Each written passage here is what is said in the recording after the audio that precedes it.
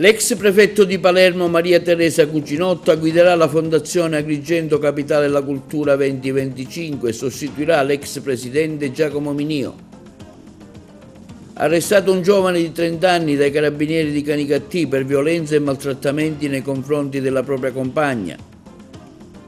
Truffa alla Regione sulla piattaforma degli sconti del caro voli, l'assessore Rico afferma già scattata la denuncia. E Romeo Palma, il nuovo presidente della Corte di Giustizia Tributaria di primo grado di Agrigento. Blitz del neoassessore Faraoni al pronto soccorso di Agrigento per verificarne le condizioni.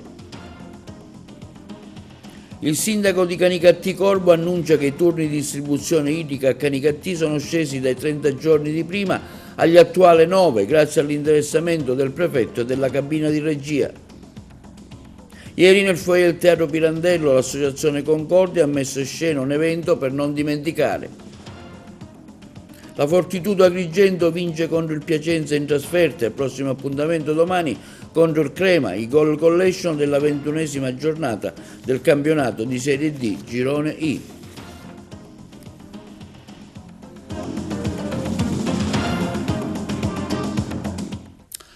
Buongiorno, benvenuti con un nuovo appuntamento del nostro TVA Notizie di oggi martedì 28 gennaio. È l'ex prefetto di Palermo Maria Teresa Cucinotta che guiderà la Fondazione Agrigento Capitale della Cultura 2025 e sostituirà l'ex presidente Giacomo Minio. Il servizio. L'ex prefetto di Palermo Maria Teresa Cucinotta guiderà molto probabilmente la Fondazione Agrigento Capitale della Cultura 2025. La nomina è arrivata nelle ultime ore della serata di ieri, lunedì 27 gennaio.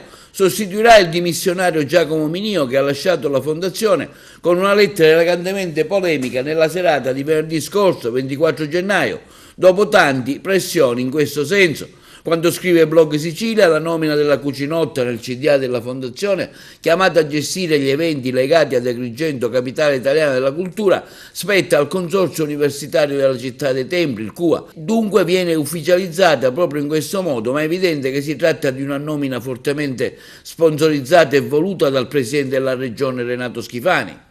Lo stesso governatore aveva informalmente pressato per le dimissioni di Giacomo Minio e continuerà a chiedere le dimissioni dell'intero CDA a fronte dell'intervento diretto della stessa regione per mettere un po' di ordine alle tante figuracce fatte. Minio aveva annunciato le sue dimissioni su richiesta del sindaco per favorire un avvicendamento squisitamente politico, ma nella sua lettera aveva ringraziato tutti a eccezione e non era apparso un caso della regione siciliana.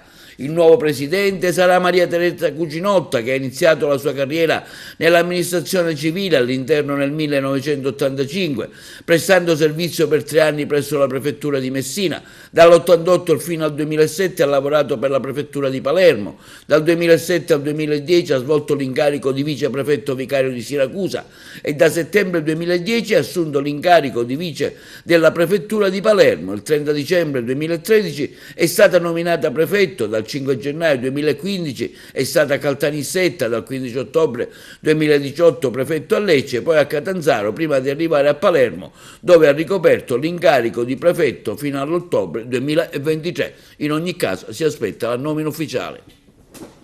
I carabinieri della stazione di Canicattì hanno arrestato un uomo di 30 anni, già noto alle forze dell'ordine, per gravi episodi di maltrattamenti in famiglia e atti persecutori nei confronti della propria compagna. I carabinieri della stazione di Canicattì hanno arrestato un uomo di 30 anni già noto alle forze dell'ordine per gravi episodi di maltrattamenti in famiglia e atti persecutori nei confronti della propria compagna.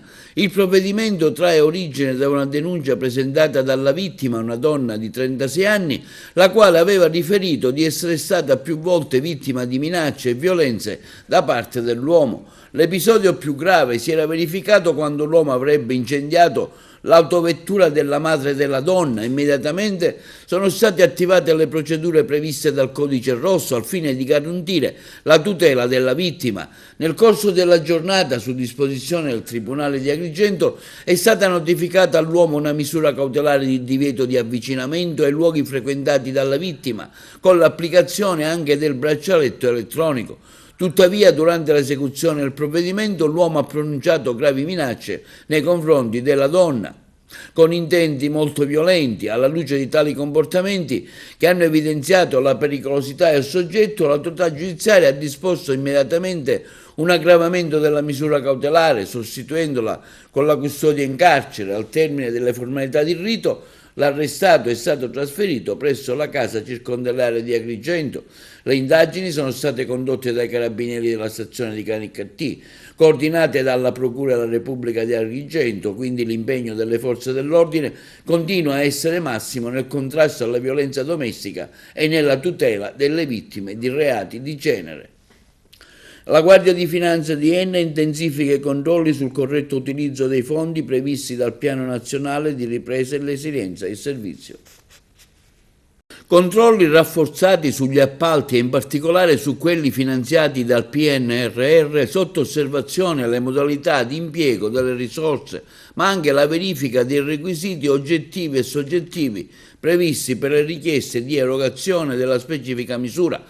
Sono gli aspetti su cui nei mesi scorsi il Comando Provinciale della Guardia di Finanza di Enna ha intensificato i controlli volti ad appurare il corretto utilizzo dei fondi e dei crediti d'imposta previsti dal PNRR.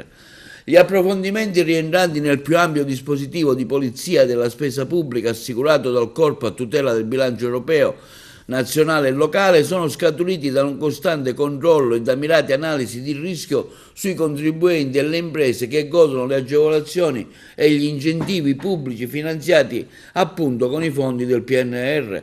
I reparti del Corpo, sfruttando i propri poteri e specifiche competenze, hanno così identificato l'attività operativa attraverso un'azione coordinata di verifiche incrociate, ispezioni dirette presso le aziende, accesso ai cantieri e collaborazione con le altre amministrazioni statali e locali. In tale contesto le Fiamme Gialle di Enna nel corso del 2024 hanno effettuato 32 interventi controllando finanziamenti e contributi per oltre 2.300.000 euro, crediti d'imposta per 1,200.000 euro e appalti per un valore di oltre 1 milione di euro. Hanno avviato le procedure per la sospensione di crediti d'imposta per oltre 304.000 euro, impedendone la compensazione con debiti tributari e contributivi reali. Segnalato all'autorità giudiziaria un professionista e un imprenditore per inadempimento contrattuale dovuto alla mancanza realizzazione dei lavori previsti nel progetto dell'opera pubblica, sospeso l'erogazione di un finanziamento PNRR di circa 200.000 euro, concesso a un imprenditore per il risanamento e funzionale di un edificio storico, in quanto le opere non sono state mai avviate.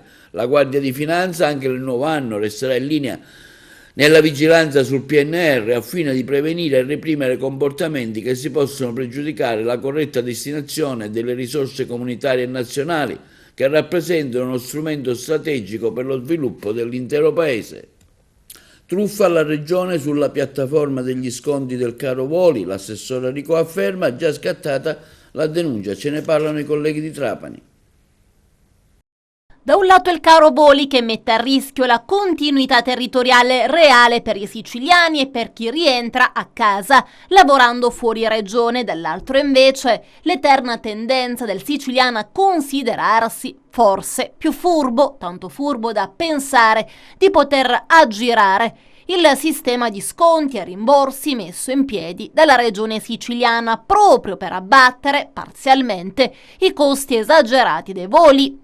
Così c'è chi ha tentato la truffa alla regione addirittura sulla piattaforma dei rimborsi aerei. Ad accorgersene sono stati i funzionari del Dipartimento regionale dei trasporti che controllano le richieste di rimborso, una doppia verifica su una richiesta al culmine della quale è apparso abbastanza chiaro che i documenti presentati erano stati alterati. A confermare la circostanza anche l'assessore regionale alle infrastrutture e ai trasporti Alessandro Aricò. I funzionari del Dipartimento hanno trovato almeno un soggetto che ha tentato di applicare delle truffe alla regione con la falsificazione dei documenti. Gli uffici hanno riscontrato delle irregolarità che hanno subito segnalato, bloccando la procedura di rimborso di quel soggetto e ora stanno verificando se altri abbiano tentato lo stesso tipo di raggiro, ha sottolineato Aricò a margine di una intervista a Talk Sicilia. Naturalmente è già scattata la denuncia, ammette ancora l'assessore. Ormai gli uffici lavorano da settimane e stanno definendo il caso, ma anche qui la regione è riuscita a verificare che c'era una anomalia nei documenti che erano stati allegati. Il provvedimento regionale contro il caro voli prevede uno sconto del 25% a carico dei fondi regionali direttamente al momento dell'emissione del biglietto, 2 le compagnie che hanno aderito, oppure un rimborso dello stesso importo attraverso una richiesta da avanzare sull'apposita piattaforma regionale. Ma le critiche principali al provvedimento riguardano il rischio che questi sconti droghino il mercato facendo ulteriormente crescere i prezzi. Gli indicatori, anche statistici, dicono che gli aeroporti siciliani rispetto all'anno precedente hanno aumentato il loro traffico passeggeri di oltre il 10%, una cifra impressionante, dice Aricò. Se continua questo trend, avremo il doppio dei passeggeri nell'arco dei prossimi 6 anni rispetto all'anno scorso. Ad essere stato messo in piedi è un provvedimento costruito in appena 11 mesi che già il 4 dicembre 2023 era perfettamente operativo. Oggi tutti i siciliani, tutti gli oltre 5 milioni di siciliani possono potenzialmente avere uno sconto del 25%. Quest'anno sono state destinate ulteriori risorse e non soltanto per tutti i residenti in Sicilia, ma anche per i nati nell'isola, con uno sconto orizzontale del 50% durante il periodo festivo. Storia diversa è quella della continuità territoriale. Attualmente un biglietto a prezzo fisso viene garantito per le isole di Pantelleria e Lampedusa. Stiamo avviando, ammette Aricò, un meccanismo di continuità territoriale anche a Comiso, a partire dalle destinazioni di Roma e Milano con prezzi fissi. Questo non è invece fattibile su rotte commerciali come Palermo o Catania, dove i 2 aeroporti insieme sono arrivati a 20 milioni di passeggeri e dove quindi si andrebbe ad incidere anche in modo pesante sulla libera concorrenza e sulle leggi di mercato, e questo non può essere permesso.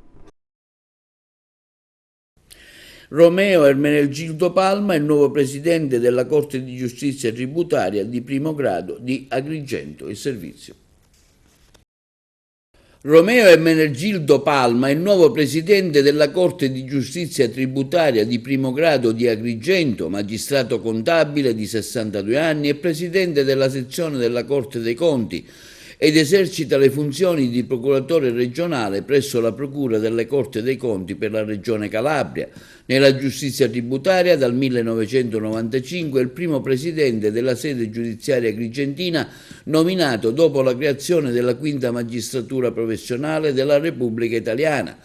Titolare di specializzazioni post-universitarie, docente universitario e docente stabile presso prestigiosi istituti di alta specializzazione e formazione post-universitaria, ha maturato un'ampia esperienza come chef manager in uffici emergenziali della Presidenza del Consiglio dei Ministri e in vari dipartimenti regionali, è esperto in management delle imprese pubbliche e revisione di controllo degli enti locali ed autore di numerose pubblicazioni scientifiche.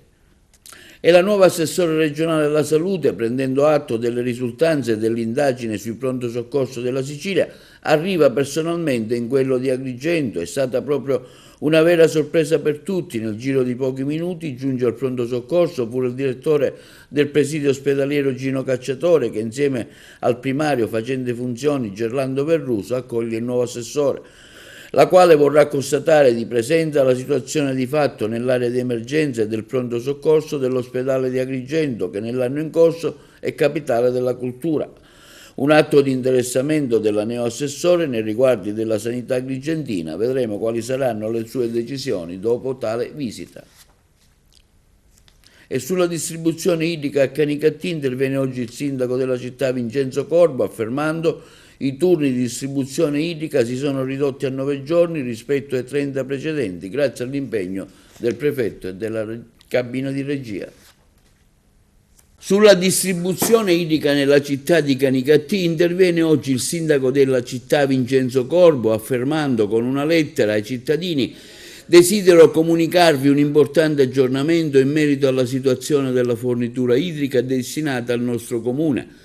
In occasione della riunione della cabina di regia convocata su nostra richiesta da Sua Eccellenza il Prefetto di Agrigento Salvatore Caccamo e svoltasi nei giorni scorsi, la città di Canicattì ha chiesto e ottenuto un incremento della fornitura idrica che è stata portata a circa 55 litri al secondo, cui si aggiunge la disponibilità derivante dall'utilizzo dell'acqua attinta ai pozzi che abbiamo messo in funzione nel territorio di Canicattì.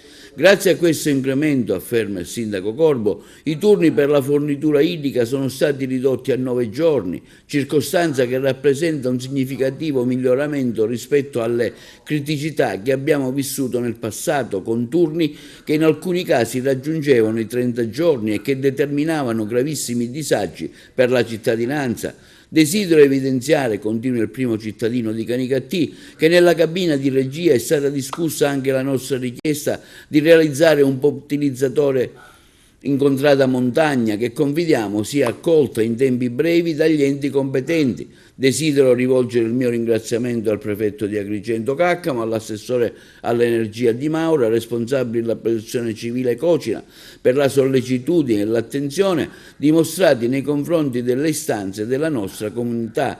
Continueremo a monitorare la situazione e a realizzare ogni azione diretta a ridurre ulteriori turni idrici. Così conclude nel suo comunicato il sindaco di Canicattì, Vincenzo Corbo. La Sicilia è una delle prime regioni d'Italia ad aver avviato una collaborazione con l'Agenzia per la Cybersicurezza Nazionale, ACN, in tema di tutela dei dati e delle infrastrutture digitali nel settore sanitario. Vediamo le interviste al Presidente e agli altri interessati. Sicuramente occorre fare sistema, io sono contrario a qualunque forma di frammentazione delle istituzioni, dei sistemi di controllo, laddove si guarda alla sicurezza dei cittadini, e cittadini significa anche la tutela della salute. Dobbiamo fare in modo che questo Paese, come ha fatto anche durante il terribile Covid, sia solidale al proprio interno e la competitività all'interno dei segmenti sia finalizzata a dare il meglio. Abbiamo organizzato questo evento con la Regione Sicilia, che è stata molto sensibile alle nostre sollecitazioni, perché in questo momento la sanità è un settore molto delicato e corre un rischio cyber che è rilevante. I dati sanitari sono dei dati estremamente sensibili, riguardano la vita di ciascuno di noi, per cui è necessario fare il massimo sforzo per tenerli in sicurezza. Purtroppo ultimamente ci sono stati eventi che hanno come dire, scalfito l'integrità di questi dati, quindi l'Agenzia per la Cybersicurezza Nazionale sta percorrendo l'Italia proprio a portare un messaggio di sicurezza e a dare istruzioni per l'uso, diciamo, cosa si può fare per tenere maggiormente in sicurezza i dati sanitari, perché questa è una responsabilità che è una responsabilità diffusa, deve essere vissuta così. Le istituzioni devono fare il massimo, ma una quota di questa sicurezza grava su ciascuno di noi. Anche il comportamento scorretto di un dipendente può mettere a rischio la struttura a fronte magari di investimenti importanti, quindi distribuiamo delle linee guida, faremo una vera e propria educazione alla sicurezza che sui dati sanitari è particolarmente sensibile. Il sistema regionale si deve dotare di un sistema garante e del dato personale che andiamo a trattare ogni volta che entriamo in contatto con un cittadino che si rivolge a noi per una cura, ma anche semplicemente per essere preso in carico. Penso al bambino che appena nato viene registrato dal nostro sistema dell'anagrafica sanitaria, e dobbiamo cercare di avere la capacità di creare appunto un sistema omogeneo su tutta la regione. Sarà un impegno, e l'impegno dovrà essere poi naturalmente riconvertito in organizzazione. E ieri, nel giorno della memoria, si è svolto alle ore 18 presso il foyer del Teatro Pirandello l'evento denominato International Holocaust Remembrance Day, una rappresentazione scenica curata dall'Associazione Culturale Concordia di Agrigento. La regia è stata curata da Angelo e Salvatore Cinque. Ha presentato l'evento che TVA vi proporrà integralmente e prossimamente da Margherita Trupiano. L'intervista. Oggi giornata della memoria, l'Associazione Concordia è impegnata in una recita, una manifestazione teatrale con anche momenti di musica dedicati appunto all'evento. Sì, Anche quest'anno, come abbiamo fatto ogni anno negli ultimi 4 anni, l'abbiamo sempre fatto, nelle occasioni particolari la concordia c'è sempre stata e penso sempre ci sarà, perché vogliamo dare sempre dei messaggi particolari. Lo abbiamo fatto per la giornata internazionale contro la violenza sulle donne, lo facciamo anche per quello che è stato il 27 gennaio, l'Olocausto, e quindi per ricordare. È una giornata molto particolare, oggi dovunque se ne parla, anche TVA oggi ha ritrasmesso quel bellissimo diciamo, evento che noi abbiamo fatto con tutti gli artisti agrigentini, perché è un qualche cosa che noi sentiamo di fare, a prescindere da qualsiasi cosa. Quello che è accaduto dobbiamo fare in modo che i nostri giovani siano consapevoli che non deve mai più accadere, perché quello è stata proprio l'espressione della cattiveria, della malvagità umana. Io la chiamo una pazzia umana, perché nessuno può discriminare, uccidere o violentare altre persone, proprio perché siamo uomini, non siamo bestie. E quello che è accaduto ad Auschwitz, in quel campo di concentramento, è qualcosa di terribile. Stasera noi abbiamo voluto esserci, abbiamo fatto di premura e siamo grati al direttore, alla fondazione qua del teatro e a tutti gli altri che ci hanno dato la possibilità di darci uno spazio dove poter leggere e fare sentire le voci di chi personalmente ha vissuto quell'esperienza dentro quei lager nazisti. Stasera abbiamo il piacere di avere TVA, abbiamo il piacere di avere Margherita Trupiano, siamo nel foyer intitolato a un nostro grande amico, fraterno amico, Pippo Montalbano, che ha dato tanto al teatro agrigentino, e devo dire sinceramente che anche se saremo pochi, però il nostro messaggio deve essere forte, la nostra voce si deve sentire, perché dobbiamo portare la gente a riflettere. Sono convinto che, come ha fatto anche in passato, come ha fatto oggi, anche come in passato, anche TVA ci ha dato la possibilità, con le sue registrazioni e altro, di dire non dimentichiamo, perché il passato può ritornare. Ogni discriminazione che noi facciamo a qualcuno che ci è vicino, che sia di razza, che sia di religione, che sia di qualsiasi cosa, è sempre qualche cosa che dobbiamo impedirla. E per impedirla non dobbiamo dare voce a quello che è stata la tragedia dell'Olocausto. Per questo noi non vogliamo dimenticare. Lo spettacolo secondo quali criteri artistici è stato investito? Allora, è uno spettacolo semplice ma allo stesso tempo composito, perché abbiamo unito dei brani, delle poesie di gente che è stata là. Abbiamo da Primo Levi, che lo interpreterà un grande Franco Di Salvo, abbiamo preso un video ed è interpretato la poesia proprio di Primo Levi, se questo è un uomo, interpretata in siciliano, ed è una particolarità questa.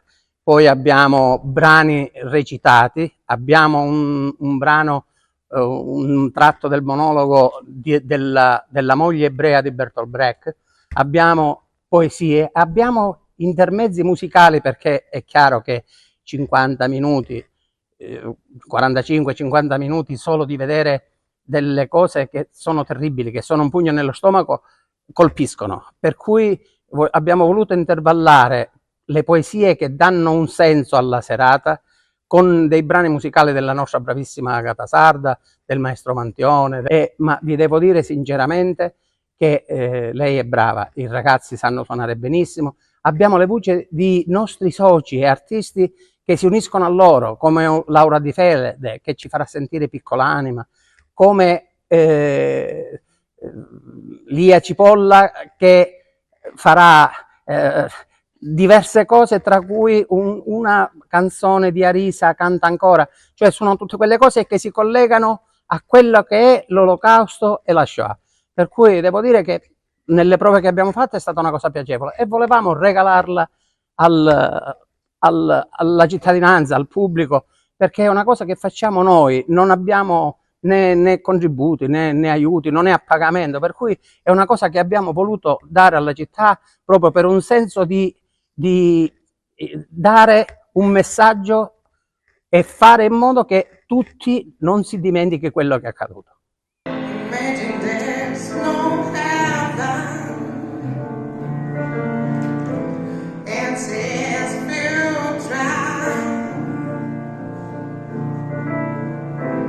Nowhere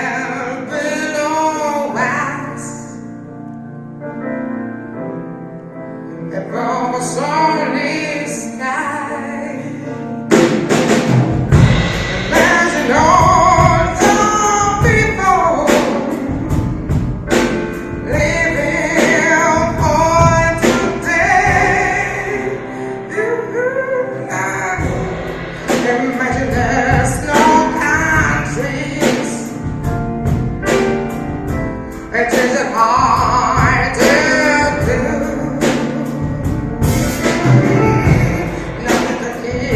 Anche quest'anno il Festival Internazionale I Bambini del Mondo, organizzato dall'AIFA, Associazione International Folk Agrigento, giunto alla sua 20ª edizione, che tradizionalmente aprirà il Mandorlo in Fiore di Agrigento, ha ricevuto il patrocinio della Commissione Nazionale Italiana per l'UNESCO, l'Organizzazione delle Nazioni Unite per l'Educazione, la Scienza e la Cultura. Il prestigioso riconoscimento dell'UNESCO, Commissione Nazionale Italiana, è motivato, come si legge nella nota di conferimento inviata dal segretario generale Enrico Vicenti al presidente dell'AIFA Luca Crescenzo, in considerazione del valore didattico e culturale dell'iniziativa. Patrimonio UNESCO che si unisce al patrimonio UNICEF Italia con i bambini del mondo, che da diversi anni sono stati insigniti del titolo di ambasciatori di pace. Quest'anno sono 9 i gruppi internazionali che partecipano al Festival Internazionale in programma dal 9 al 16 marzo, inserito nel contesto del Mandorlo in Fiore 2025. E conosciamo adesso Laura Licata, una giovane scrittrice originaria di Favara, attualmente residente a Roma, vincitrice di numerosi premi letterari. L'intervista. Laura Licata qui ad Agrigento, viene da Roma, dove ci racconterà la sua esperienza di scrittrice. Ho cominciato qualche anno fa, è stata sempre una mia passione scrivere, e così, visto i figli sono cresciuti, volevo fare qualcosa di diverso oltre essere madre e essere moglie, e così ho cominciato a scrivere la mia prima storia. L'ho scritta circa in 2 anni e l'ho inviata a varie case editrici, poi la PAV Edizioni di Roma mi ha dato la possibilità di pubblicare il mio primo il romanzo di esordio. Poi ho provato anche a partecipare a diversi concorsi letterari con racconti. Quello a cui tengo di più è quello di Velletri. Ho vinto con un racconto dedicato a una persona a me cara, e quel racconto adesso è inserito in un'antologia pubblicata dalla Fondazione De Cultura. Ho continuato a scrivere nonostante le difficoltà di farsi spazio in questo ambiente letterario, quindi a dicembre ho pubblicato sempre con la PAV Edizioni il secondo romanzo, e adesso continuo a correggere un romanzo che ho scritto quest'estate e a partecipare a vari concorsi, proprio per avere una conferma che ciò che scrivo è apprezzato anche da giurie di alta qualità. Ecco, lei come scrive? Su quali indicazioni? Ecco, cos'è la sua fonte ispiratrice? Di solito ognuno di noi ci ispiriamo a qualcosa. La sua? Di solito è la musica che mi ispira, ma basta anche magari incontrare qualche tipo particolare, mi fanno venire delle idee. Osservare e ascoltare sono anche le cose che mi danno ispirazione, quindi vari tipi, sia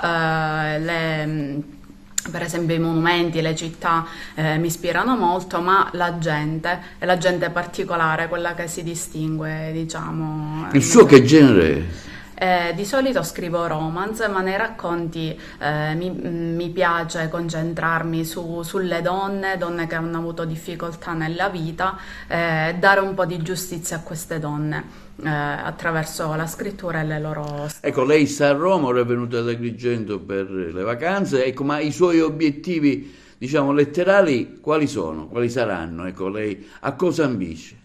Il mio sogno è intanto vedere i miei libri in libreria, non è facile arrivarci visto le numerose pubblicazioni durante l'anno in Italia, e poi avere un gruppo di lettori fedeli, questo solo, non ambisco ad altro.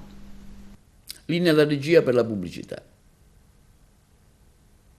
La Fortitudo Agrigento, passiamo ora allo sport, ha espugnato il Campo di Piacenza per 81-91 e porta a casa 2 punti importantissimi per la classifica. Il prossimo appuntamento domani in trasferta contro il Crema, il servizio. La Fortitudo Agrigento espugna il campo di Piacenza per 81-91 e porta a casa 2 punti importantissimi per la classifica. Il prossimo appuntamento sarà domani in trasferta contro il Crema. Siamo attesi da una partita molto difficile contro una squadra in fiducia che ha vinto 4 volte nelle ultime 6 gare. Con questo nuovo assetto, soprattutto in casa, ha messo le basi per un'importante risalita in classifica. Quando afferma il coach Daniele Quilici, l'aggressività mostrata in queste ultime partite ha evidenziato la nuova impronta del Crema, che dopo il cambio di allenatore ha aggiunto 2 giocatori importanti per la categoria come Dinic e Venturoli, alzando la qualità delle rotazioni e il talento a disposizione del coach Sacco. Vogliono controllare il ritmo, dovremo essere bravi, continua Quilici, a giocare secondo le nostre caratteristiche. Sarà una partita dura, come già visto all'andata. Loro hanno una grande motivazione dovuta alla fame di punti, hanno giocatori di talento con una certa qualità nel fare canestro, quindi possono fare male a chiunque, soprattutto se commetti l'errore di sottovalutarli. Da parte nostra, conclude Quilici, dovremo raccogliere tutte le energie disponibili e avere un buon approccio nella gara e reggere la loro fisicità, rimanendo fedeli a noi stessi e cercando di condividere la palla e difendere insieme. Intanto sentiamo il coach Daniele Quilici dopo la vittoria in campo del Piacenza per 81-91 in favore della Fortitudo. Siamo molto soddisfatti perché temevamo questa partita sapendo il valore di Piacenza, che veniva da 4 vittorie nelle ultime 5, dalla vittoria in trasferta contro Imola. Noi abbiamo avuto una settimana molto complicata tra assenze, infortuni, influenze, problemi vari, però abbiamo fornito secondo me una prestazione molto solida. Siamo stati bravi a dare un impatto subito alla partita nel primo quarto e sostanzialmente a mantenere il vantaggio per tutta la gara senza rischiare. Magari potevamo essere un po' più bravi a strappare la partita definitivamente, soprattutto sul finale di terzo quarto, inizio quarto quarto, però insomma è andata così, 2 punti buoni e ora pensiamo avanti. E vi proponiamo adesso la Goal Collection della 21esima giornata del campionato di Serie D Girone I, che vede in testa il Siracusa, seguito dalla Reggina, mentre all'ultimo posto purtroppo è la nostra Akragas. Il Siracusa vince nel segno ancora di Andrea Russotto in casa del Città di Sant'Agata, confermandosi in vetta alla classifica del Girone I di Serie D. Terzo successo consecutivo per l'11 Aretuseo, che precede in classifica la Regina, Corsara all'Aldo Campo grazie alla rete di Antonino Ragusa. Amaranto che occupano il secondo posto in solitaria, complice il passo falso del Sambiase in casa della Nissa. Le straordinarie parate di Giuliani non evitano la sconfitta agli uomini di mister Morelli, che reagiscono alle reti di Diaz e Rotulo con la rete di Ferraro. Inciampa anche la Scafatese, che non va oltre lo 0-0 in casa contro l'Enna. Vittoria importante in chiave playoff per la Vibonese, che si impone in casa del Pompei per 3-0 sugli scudi Pietro Terranova, autore di una doppietta, in mezzo la parata di Bolzon dal dischetto su De Martino e la rete di Alagna che fissa il punteggio sullo 0-3.